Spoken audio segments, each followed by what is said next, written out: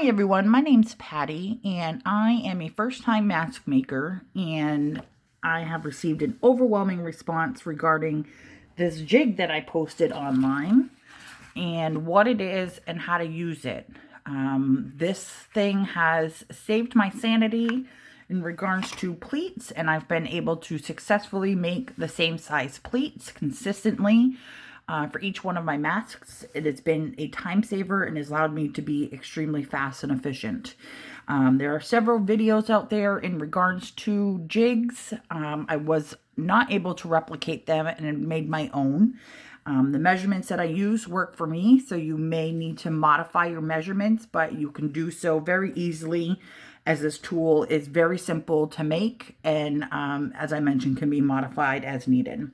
So simply all you need is pencil, ruler, cutting area, and piece of cardboard. Cardboard I used from cereal box. I have also used a regular piece of paper, but it doesn't hold up to the steam very well. This is one of my jigs that I use from poster board. It is curved a little bit and has seen better days, but this has gone through 200 steams with the iron and it's still doing well. So anything that you can easily fold and create nice crisp lines, such as something thin like a cereal box cardboard or poster paper, would work fine. That would be sufficient. So here's the sizes that you need. So your jig size is going to be 5.5 inches wide and at least 6.5 inches tall. It can be as tall as you want, but it really doesn't need to be taller than that. Your measurements that you're going to use on your jig are as follows. From the bottom of your cardboard up, you are going to measure out 1.5 inches from the bottom, 2.5 inches, 3 inches, 4 inches, 4.5 inches, and 5.5 inches. This is the area where you can modify as you like. These are the pleat sizes that I care for that get me this size mask. Again, depending on what size you're making and how you like your pleats formed, you can change your measurements as needed. So specifically for this video and for my mask, these are the measurements that I use. So on my cardboard, I have already pre-measured out these measurements. So the F here are where you want to do your actual nice folds. So my first fold is at 1.5 inches. So that's right here. So on the line, and I'm going to do the best I can. Obviously, you're going to want to take time when you do your own, but this is just for the video's sake. You're going to fold on the 1.5 inch line and make it as crisp as possible. So take your ruler, a pen, whatever you can, because this is where the fabric is going to sit against. I also flip it over. Again, press it as firm as possible to get a nice crisp line. Okay. So that's my fold, my 1.5. You're going to bring that fold up to the 2.5 line, which is my next mark. Just like that.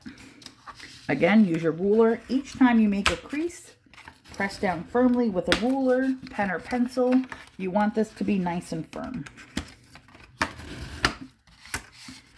Okay, so there's my first crease. So my next one is the 3 inch mark, which is this line. Again, do my best to eyeball this, make this a fold.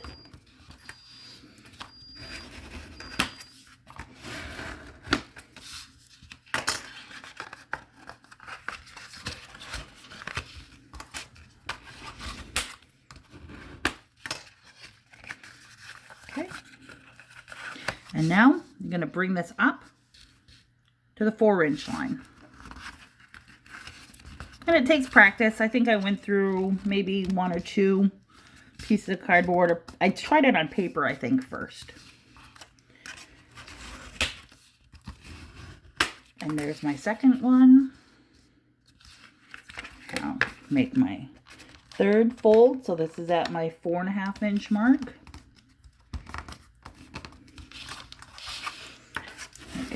Solid.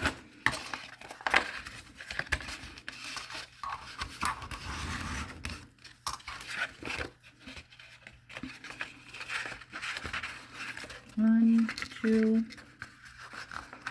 And now I'm going to take this last one. This one's a little tricky because it's smaller.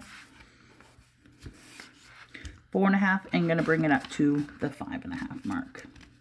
Again, not going to be perfect, but once you get it to what you're liking, it'll work for you.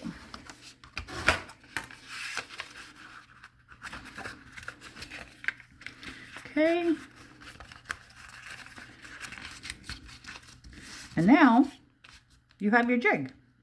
So once this is all nice and smooth, I put it on my fabric. I make a note to myself. I do a nose and a pocket, and so I do two-tone fabric. So I can remember to myself where to put the pleats so I don't do wrong side. So now I have my jig. I'm going to use fabric here. So here's my fabric. So here's this. No side down. And now you're just going to tuck it. Tuck 1, tuck 2, tuck 3. And there's your pleats. So from here, you can do a couple of things. The reason why I measure it 5.5 inches wide is because now I leave room on the sides. I do that for several reasons. One, for professionals or impatient people like myself, I can run it through the machine with the jig on and be able to easily slide the jig out afterwards. I have found it easy to use. This is just like a hair clip to clip it on, and then now I can run this through the machine. Because I'm too much of a perfectionist, I prefer to iron this. So I place the iron on and steam it. I then pull the cardboard out. So once you steam it, then you can pull the cardboard out, and then I steam it flat once more, and then you can carry it right to the machine as is, and it stays perfect. I run it through the machine nice and flat, and the folds stay. In addition, the jig can be used over and over again. So what I tend to do is I have 2 jigs that I built simultaneously. So as I have one sitting here on the iron pressed, I have another fabric laid out ready to go. So I do an assembly line to do it easier. And that's just the way I've done it. Again, you can change your measurements as you'd like.